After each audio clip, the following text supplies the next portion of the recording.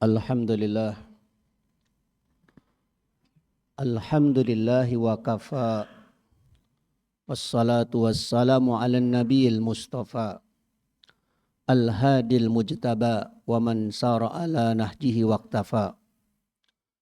Subhanaka la ilma lana illa ma 'allamtana innaka antas sami'ud du'a. Asyhadu an la ilaha illallah syahadatan tarfa'u qailiha ila darajatil ula. Wa asyhadu anna Muhammadan abduhu wa rasuluh ahlu sidqi wal wafa. Allahumma salli wa sallim wa barik ala sayyidina Muhammadin wa ala alihi wa ashabihi wa man ihtada amma ba'du. Fa ya ibadallah usini wa iyyakum bi taqwallah faqad fazal muttaqun. Faqala Allah Ta'ala fi kitabihil karim. A'udzu billahi minasy syaithanir rajim. Bismillahirrahmanirrahim. Qul in kuntum tuhibbunallaha fattabi'uni yuhibbukumullah wa yaghfir lakum dzunubakum wallahu ghafurur rahim. Shadaqallahul azim. Ma'asyiral muslimin, saudara-saudaraku sidang jamaah Jumat rahimakumullah. Pertama-tama mari sama-sama kita bersyukur kepada Allah Subhanahu wa taala yang telah memberikan berbagai macam nikmat kepada kita semua, terutama nikmat sehat wal afiat, nikmat iman dan Islam. Di mana dengan nikmat itu Allah mudahkan kita melangkahkan kaki kita ke tempat yang dimuliakan oleh Allah Subhanahu wa taala untuk memenuhi panggilannya, melaksanakan salat Jum'ah berjamaah. Semoga amal ibadah yang kita lakukan saat ini menjadi salah satu sarana penggugur segala kesalahan dan dosa-dosa kita. Sehingga ketika kita meninggalkan tempat ini, Allah menghapus dan mengampuni seluruh kesalahan dan dosa-dosa kita. Dan Allah kembalikan kita menjadi orang yang fitrah sebagaimana di saat kita dilahirkan oleh ibu kita. Hadirin saudara-saudaraku sidang jamaah Jumat rahimakumullah. Anas bin Malik meriwayatkan suatu hari ada seorang laki-laki yang datang dari pedalaman Arab. Lalu orang itu menjumpai Nabi kita Muhammad sallallahu alaihi wasallam. Lalu orang itu bertanya kepada Nabi kita, "Ya Rasulullah, mata sa'ah?" Wahai Rasulullah, kapankah kiamat itu? Dalam riwayat yang lain, Rasul mengatakan wailak atau waihak. Waihak ini adalah ucapan kalimat yang ungkapan tidak baik. Akan tetapi maknanya adalah kalimat itu Rasul ingin menegaskan apa kepentingannya nanya tentang kiamat. Apakah tidak sebaiknya kamu melaksanakan amal-amal soleh saja?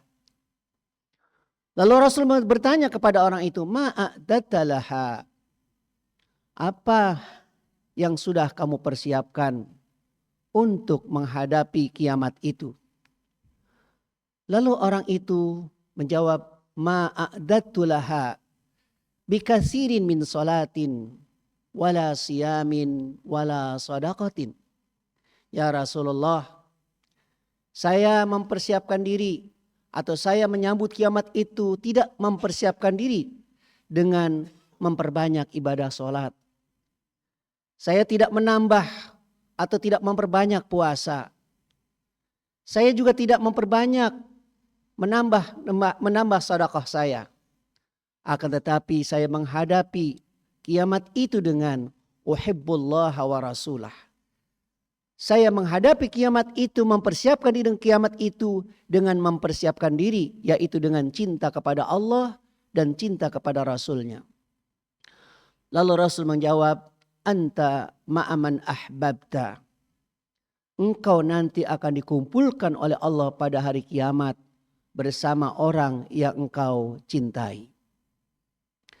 Hadirin rahimakumullah. Hadis ini memberikan pesan kepada kita.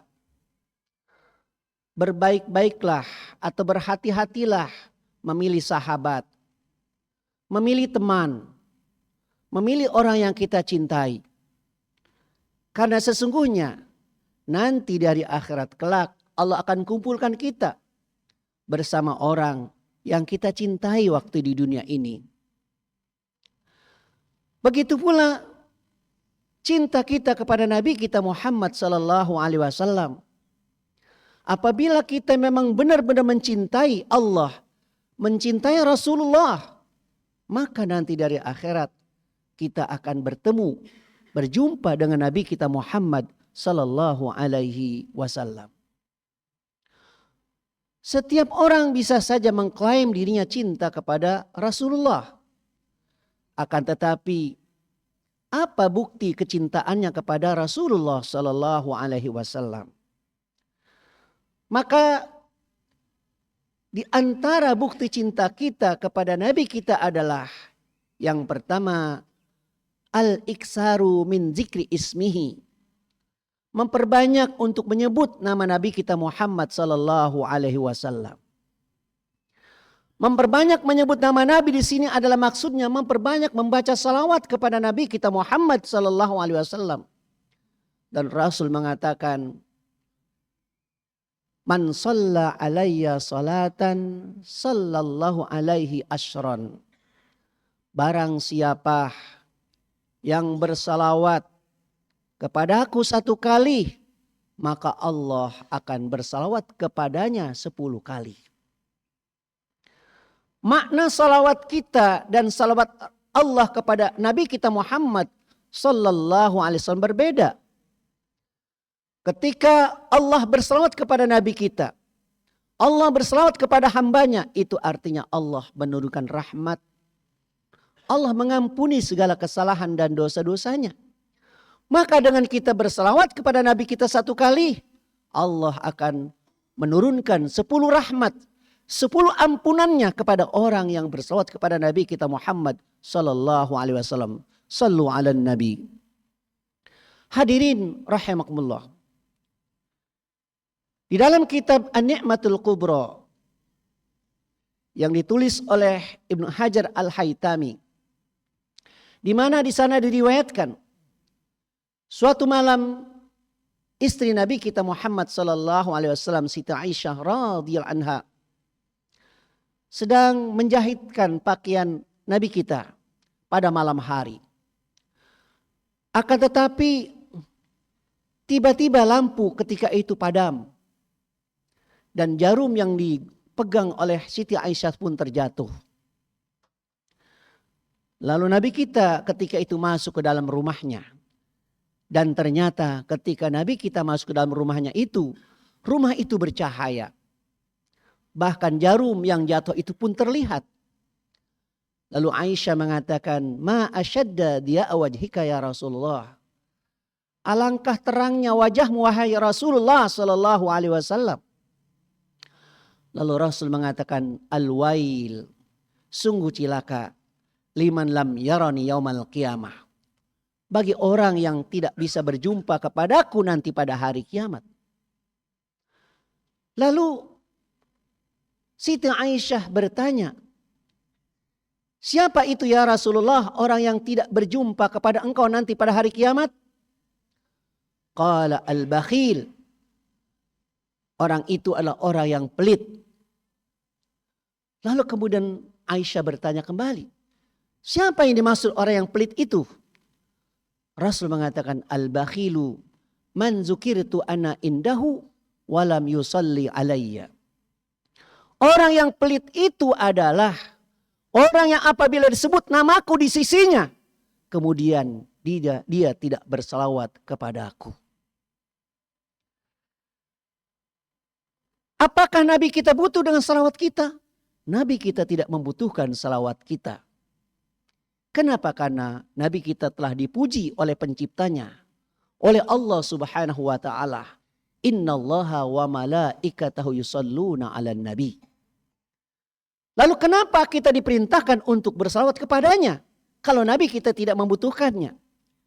Yang membutuhkan salawat itu adalah kita sebagai umatnya, sebagai hamba Allah. Karena walaupun kita tidak bersalawat kepada nabi kita tidak akan berkurang kemuliaannya di sisi Allah Subhanahu wa taala. Tetapi kitalah yang membutuhkan bersalawat itu kepada nabi kita Muhammad sallallahu alaihi wasallam. Kenapa kita membutuhkan salawat kepada Rasul? Ubay bin Ka'ab, dia mengatakan, ya Rasulullah, saya akan memperbanyak salawat kepada engkau. Lalu fakam aj'alu sholati alaika. Lalu berapa kali saya akan bersalawat kepada engkau setiap hari? Lalu orang itu mengatakan, Ubay bin Ka'ab mengatakan, kalau gitu saya akan bersalawat kepada engkau as-sulus, sepertiga. Kata Rasul, masyita wa inzita fadzalika khair. Terserah kamu. Tapi apabila engkau tambah itu salat kepada aku, maka akan menjadi lebih baik. Qala an-nisf. Kalau begitu kata Ubay bin Ka'ab, saya akan bersalat kepada engkau setengah. Kata Rasul, dzalika khair. Fa inzita fadzalika khair. Kalau engkau bersalat kepada aku setengah hari, maka itu baik. Tapi kalau engkau tambah akan menjadi lebih baik. Lalu kemudian dia mengatakan, qala sulusain, kalau gitu 2/3. Kata Rasul, masyita, terserah kamu. Wa in zita fadzalika khair. Tapi kalau kamu tambah lagi, maka itu akan menjadi lebih baik. Akhirnya Ubay bin Ka'ab mengatakan, kalau gitu saya akan bersalat kepada engkau sepanjang hari. Rasul mengatakan, idzan yakfika hammaka wa yaghfir laka dzunubaka. Kalau begitu, kalau engkau berselawat kepadaku sepanjang hari, maka Allah akan memenuhi segala kebutuhan-kebutuhanmu. Allah memudahkan segala urusan-urusanmu. Allah akan mengabulkan hajat-hajatmu dan Allah akan mengampuni segala dosa-dosamu.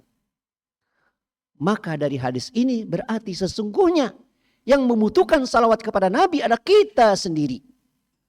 Maka Rasul mengatakan, orang yang paling dekat kepadaku nanti pada hari kiamat adalah orang yang paling banyak berselawat kepadaku.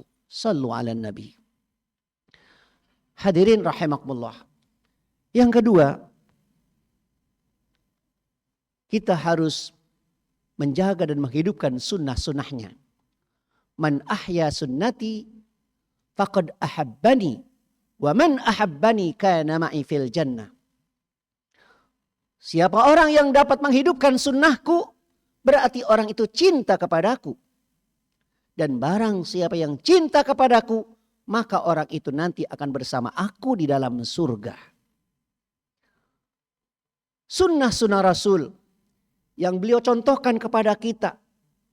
Makan dengan tangan kanan, minum dengan tangan kanan, kemudian berjalan, berusaha, bekerja, dan berbagai macam aktivitas keseharian sudah dicontohkan oleh Nabi kita Muhammad sallallahu alaihi wasallam. Salat setiap hari 5 kali dan di masjid berjamaah, itu juga salah satu sunnah yang dicontohkan oleh Nabi kita Muhammad sallallahu alaihi wasallam. Pada kesempatan ini saya hanya mengambil nasihat Rasulullah kepada Uqbah bin Amir. Ya Uqbah bin Amir, silman qata'aka. Wahai Uqbah bin Amir, sambunglah orang yang memutus silaturahim kepada engkau. Berapa banyak ada sebagian masyarakat kita yang dulunya bersahabat dekat, berteman dekat, tetapi karena setelah itu berbeda pemahaman, berbeda organisasi, berbeda kelompok, lalu tiba-tiba seakan-akan orang itu tidak mengenal sahabatnya. Memutus silaturahim. Enggan mengucapkan salam kepada orang yang berbeda pendapat dengan dia. Seakan-akan orang itu tidak lebih mulia dari dirinya. Sehingga dia tidak lagi menyambung silaturahim. Seakan-akan dia itu tidak kenal. Ketika dia berada di masjid, dia melihat ada temannya di satu tempat. maka dia akan mengambil tempat yang lain. Dia tidak mau duduk bersama orang itu. Ketika dia ingin ke pasar, dia melihat ada orang yang dia tidak suka dengan orang itu, lalu dia tuh menghindar, bahkan tidak ingin berjumpa dengannya. Maka Rasul mengajarkan sil man qata'aka. Yang diajarkan kepada kita, di saat ada orang yang memutus hubungan silaturahim dengan kita, sambung, dekati dia. Kenapa? Rasul mengatakan, la yadkhulul jannata qati'ur rahim. Tidaklah masuk surga orang yang memutus hubungan silaturahim. Yang kedua adalah a'timan haramaka.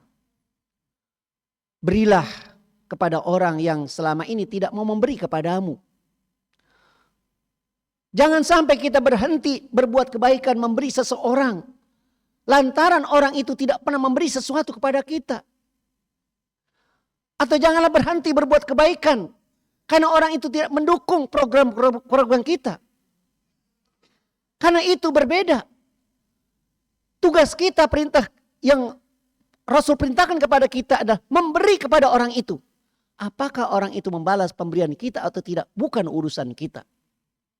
Tugas kita hanyalah berilah sesuatu kepada orang itu, walaupun orang itu tidak pernah memberikan sesuatu kepada kita.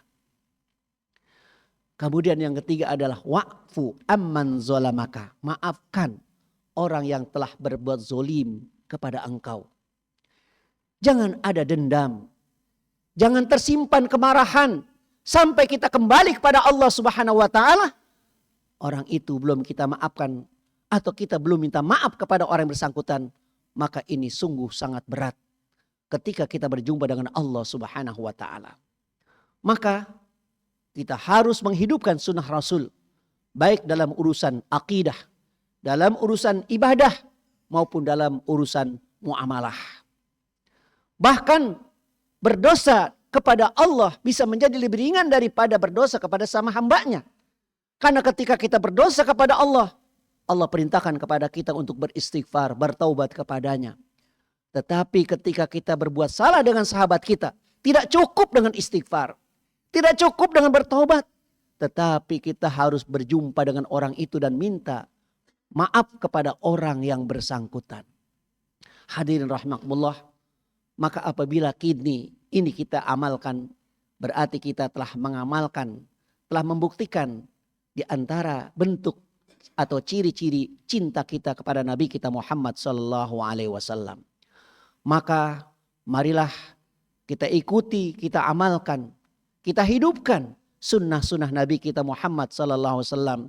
Yang pertama agar supaya dosa-dosa kita terampuni, yang kedua kita mendapat syafaatnya bila nanti kita berada di padang mahsyar di hari kiamat.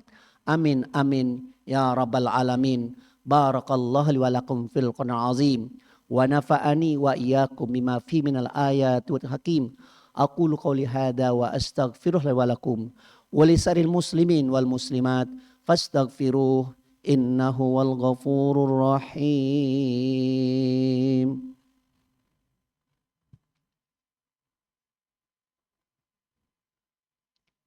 Alhamdulillah hamdan katsiran kama amar. Asyhadu an la ilaha illallah wahdahu la syarikalah. Irghaman liman jahada bihi wa kafar. Wa asyhadu anna Muhammadan abduhu wa rasuluh sayyidul khalaiq wal bashar. Allahumma salli wa sallim wa barik ala sayyidina Muhammadin wa ala alihi wa ashabihi wa man tabi'ahum ila yaumil mahsyar. Amma ba'd. Wa ya ibadallah, usini wa iyyakum bitaqwallah faqad fazal muttaqun. Hadirin rahimakumullah, marilah khutbah kita pada siang hari ini kita tutup dengan sama-sama bermunajat, berdoa kepada Allah Subhanahu wa taala. Di tempat yang mulia ini, dalam keadaan suci lahir dan batin, selipkan doa-doa kita untuk mendoakan orang tua kita, mendoakan guru-guru kita, mendoakan anak-anak kita, mendoakan sahabat-sahabat kita.